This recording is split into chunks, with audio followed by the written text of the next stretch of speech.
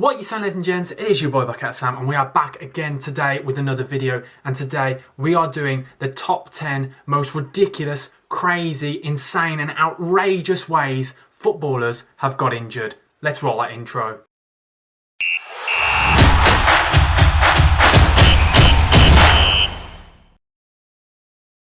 At number 10 we have Sam Henderson, Queen of the South's third choice goalkeeper.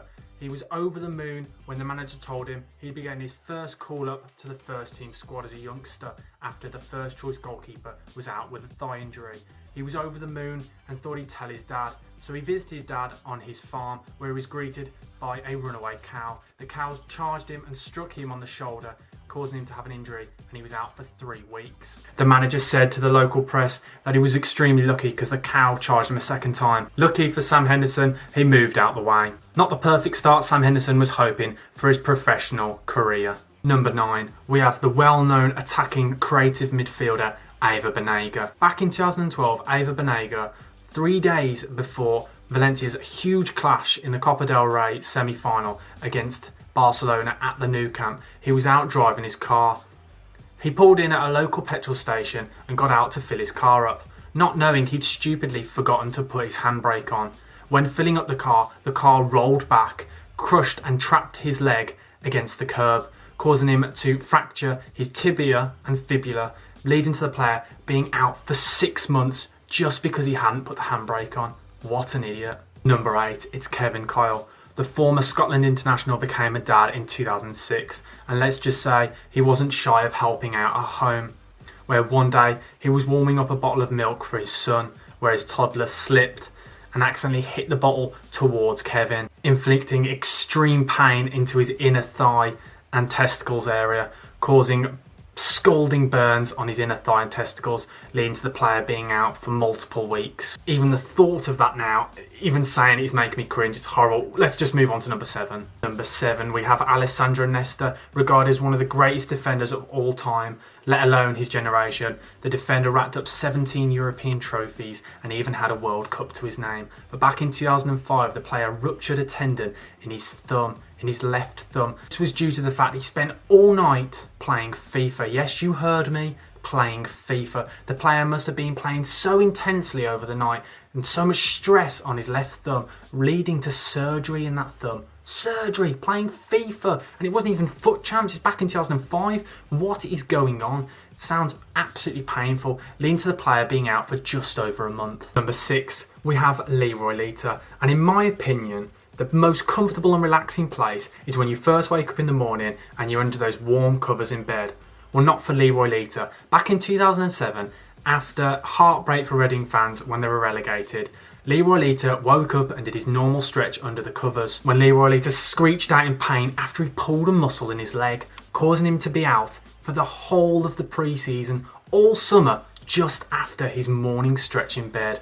Painful. Now on to number 5, we have David Batty.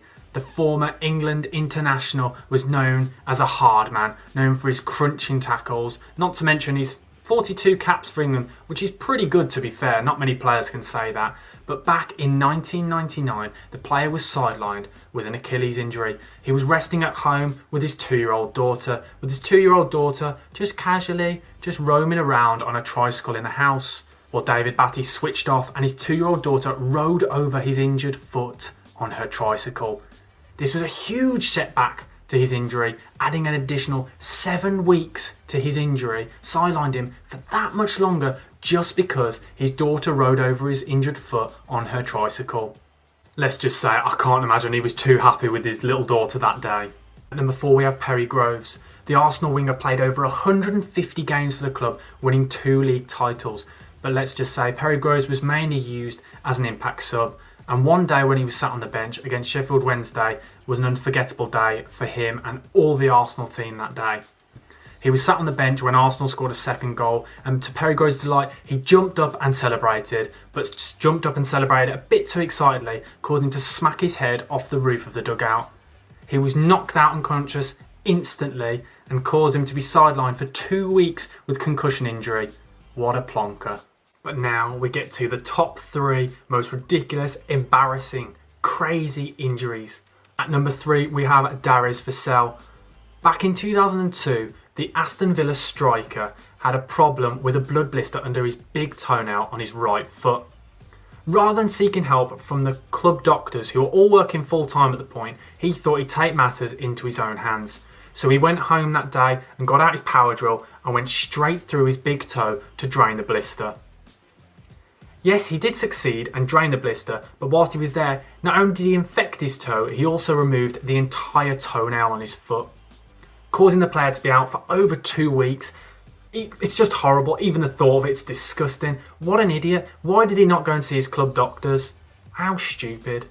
At number 2, we have Alan Wright. The left back played over 750 league and cup games in England, with most of that time being played at the Villa at his 8-year stay at the club. But he was mostly well known for being one of the shortest players to ever play in the Premier League, standing at a mighty 5'4" tall. The player in 1998 thought he deserved to treat himself and bought himself a brand new white Ferrari. The player drove to training every day in this car, but yet really struggled to reach the accelerator, sitting in some really awkward positions. After just over a week, these awkward positions led to knee strain and the pulling of his calf. This sidelined him for over 2 weeks. But not only that, he sold the car just after 2 weeks of owning the car, only with a few hundred miles on the dashboard. Who knows how much he lost on that car. Now at number 1, we have Paulo Diego. And let's just say, poor Diego, it's really unlucky for him. Back in 2004, after getting married, he travelled with his team, Servette in the Swiss Super League, to FC Schaffhausen. His side went 3-1 up and he just couldn't contain his excitement after setting up the third goal and jumped onto the fence to celebrate with the away fans. As he jumped back down, he left not only his wedding ring, but half of his finger in the fence. He was rolling around on the floor and screaming with agony, with his finger being torn off. It had to be temporarily stopped as the stewards and players frantically searched everywhere to find the remaining part of his finger and the wedding ring. But whilst all of this was going on, the most shocking part of this story is the referee considered his celebration and his antics as over the top and in excess that was needed, so the player was yellow carded. So as I said, poor Diego. And that's it folks, that is the top 10 most embarrassing, ridiculous, crazy, insane, and even some of them are pretty stupid injuries to footballers. So a big thank you for watching guys. Please comment any others that you can think of and maybe we'll do a part 2 if you want. Please smack that like button and show your appreciation for this video because a lot of time went in to researching and finding out all these brilliant stories. So thanks for watching guys. Like, subscribe, keep watching. I'll see you guys soon. Buckethatsam, over and out.